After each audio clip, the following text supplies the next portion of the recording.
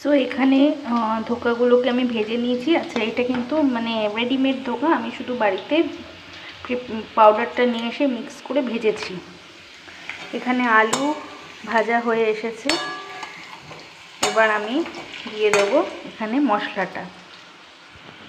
আচ্ছা, এর মধ্যে আছে হচ্ছে গিয়ে টমেটো, জিরে, আদা আর গোটা গোলমরিচ। মশলাটা দিয়ে ভালো করে কষিয়ে নিচ্ছি, দেখতেই পাচ্ছ। হালকা করে জল দেব।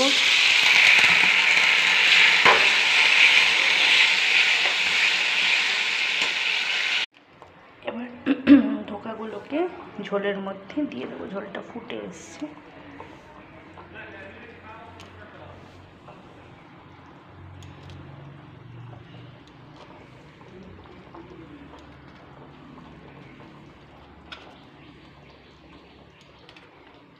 দিয়ে সবগুলো ধোকা দিয়ে 5 মিনিটের জন্য ঝোলটাকে ফুটতে দিয়ে দেবো।